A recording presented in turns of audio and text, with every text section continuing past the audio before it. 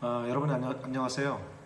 오늘은 그 기도에 대해서 두 번째로 생각해보는 그런 시간을 갖도록 하겠습니다. 오늘 그 본문은 고린도전서 14장 13절, 14절 그 말씀을 생각을 해보면서 기도에 대해서 한번 생각해보는 그런 시간을 갖도록 하겠습니다. 우리가 기도를 할 때 보통 우리가 생각하는 부분들이 뭐냐면, 성경에서는 그냥 말을 하지 않고 그냥 묵상으로 이렇게 눈을 감고 기도하는 경우도 있고, 오늘 그 고린도전서 14장 13절 14절의 그 말씀에 보게 되면 두 가지의 그 기도가 나오게 됩니다. 그 첫 번째가 뭐냐면 마음으로 기도한다라는 그 말씀이 있고, 그 다음에 영으로 기도한다라는 그 말씀이 있습니다. 이 기도 가운데 첫 번째로 그 마음의 그 기도에 대해서 우리가 생각을 해볼 때, 그런 마음의 기도는 물론 마음 속으로 기도하는 그런 부분들도 있겠죠. 근데 우리가 마음으로 기도한다고 했을 때 우리가 생각해 보아야 될 부분이 뭐냐면, 마음으로 기도한다라고 하는 것은 사람의 그 이성적인 그런 기도를 말씀해 주고 있는 것입니다. 여러분들, 사람의 그 이성은 어떻습니까? 사람은 생각할 수 있는 그런 기능이 있지 않습니까? 그러니까 사람들이 그 어떠한 그 움직임의 그 표현을 할 때, 행동을 할 때 그냥 행동하지 않습니다. 사람은 첫 번째로 항상 시도되는 것이 뭐냐면 생각입니다. 생각. 왜 생각을 하게 됩니까? 이성이 있기 때문에 그렇습니다. 그러면 기도할 때도 그렇습니다. 기도할 때도 생각을 합니다. 내가 어떠한 기도를 할 것인가? 하나님 앞에 무엇을 내가 하나님 앞에 아뢰일 것인가? 어떠한 기도의 제목이 있나? 이러한 부분들을 먼저 생각을 하지 않습니까? 생각을 하고, 그리고 우리의 입술로 이렇게 표현을 하게 됩니다. 그것이 바로 사람이 이성이 있기 때문에 이렇게 표현할 수가 있는 것입니다. 생각하고 표현할 수가 있는 것입니다. 그러나 짐승은 그렇습니까? 짐승하고 그 사람이 다른 그런 부분들이, 짐승은 이성이라는 것이 없습니다. 그러나 사람은 이성이라는 것이 있습니다. 그러니까 이성이 있기 때문에 윤리 도덕적으로 고차원적인 그러한 삶을 살아갈 수가 있는 것입니다. 그러나 이성이 없다면, 이성이 마비가 되었다면 짐승과 같은 그런 사람이라고 표현을 하게 되는 것입니다. 여러분들, 사람이 그 짐승과 같을 때, 짐승과 같은 행동을 할 때 어떻게 그 행동을 합니까? 이성적으로 제어를 하지 못하는 것입니다. 통제를 하지 못하는 것입니다.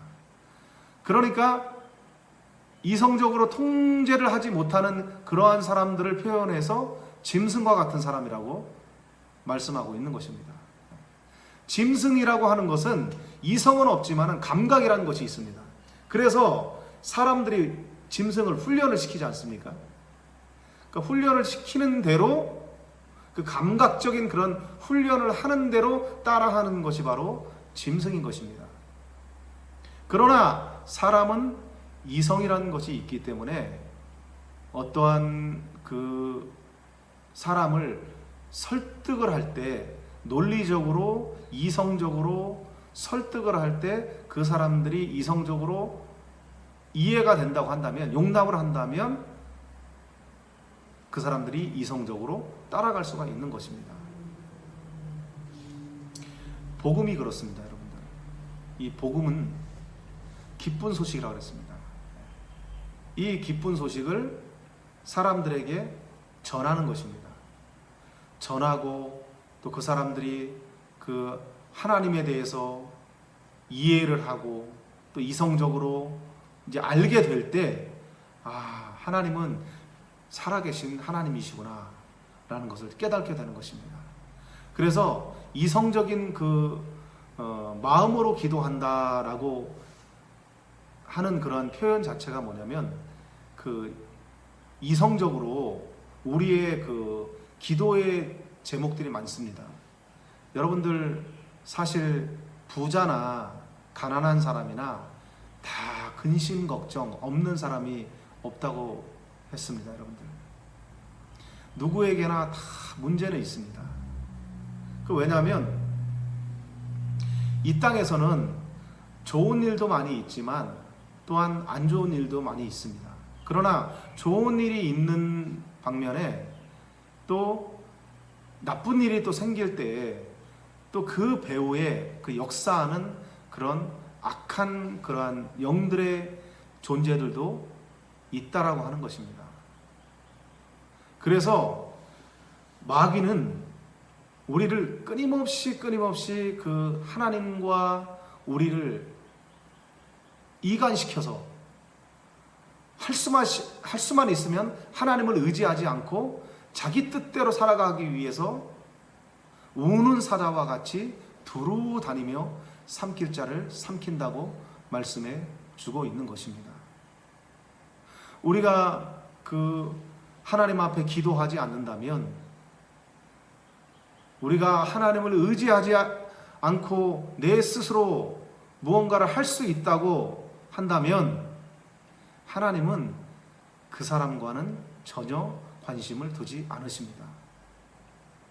하나님은 하나님을 찾는 자에게 하나님은 관심을 기울이십니다. 복음서에 보게 되면 억울한 과부가 있었습니다. 이 억울한 과부가 그 하나님을 두려워하지 않고 사람을 무시하는 그 재판장에게 찾아가서 자신의 그 억울함을 호소하는 그러한 이야기가 나옵니다. 이 과부는 그 하나님을 두려워하지도 않고 사람을 무시하는 이 재판장에 찾아갔으니 이 재판장이 이 과부를 만났을 때 또 과부의 신분 자체가 굉장히 그 초라하고 나름 또 어려움을 또 겪다 보니까 얼마나 그 마음적으로 힘이 든 그런 상황이었겠습니까, 여러분들. 그런데 이 과부가 자신의 그 억울함을 풀기 위해서 날마다 그 재판장에게 찾아갔습니다. 오늘도 찾아가고 내일도 찾아가고 모레도 찾아가고 계속해서 이 재판장을 찾아가서 자기의 그 억울함을 풀어달라고 이렇게 호소를 했던 것입니다. 그러니까 이 재판장이 너무 찾아오니까 날마다 찾아오니까 귀찮은 겁니다. 그게 너무 피곤한 겁니다. 그래서 내가 하나님을 두려워하지 않고 사람을 무시하지만 네가 날마다 나에게 찾아오니까 귀찮아서 내가 너의 그 억울함을 내가 풀어주겠다 라고 이렇게 표현을 하게 됩니다. 그것을 이제 하나님께서는 어떻게 말씀하시냐면, 이렇게 과부가 재판장을 찾아가듯이 저와 여러분들도 날마다 그 하나님을 찾아갈 때, 하나님을 의지할 때, 하나님을 간절히 이렇게 과부가 매달리듯이 하나님을 찾을 때 하나님은 여러분들에게 응답을 해 주실 것입니다. 여러분들, 그동안에 우리가 기도하지 못했다고 한다면 사람은 그렇습니다. 사람은 습관을 들이면 하게 돼 있습니다. 여러분들, 그동안에 우리가 기도하는 습관을 들이지 않았지 않습니까, 여러분들? 왜냐하면 기도에 대해서 모르니까, 또 하나님에 대해서 잘 알지 못하니까. 여러분들, 오늘이라도 지금 이 시간에 제가 기도에 대해서 잠깐 말씀드렸듯이 여러분들이 하나님 앞에 기도로 우리의 그 입술로 솔직하게 여러분들에게 지금 닥친 상황, 여러분들 예를 들어서 여러분들 자녀들이 지금 고통 중에 있다고 생각을 해보십시오.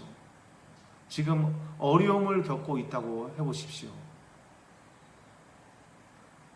여러분들의 자녀들이 생각지 못한 그러한 어려움을 지금 겪고 있다고 생각을 해보십시오. 그러한 부분들을 솔직하게 하나님 앞에 구하는 것입니다. 하나님, 우리의 자녀가 지금 이렇게 힘들어하고 있습니다. 하나님, 이러한 문제를 하나님께서 해결하여 주시옵소서.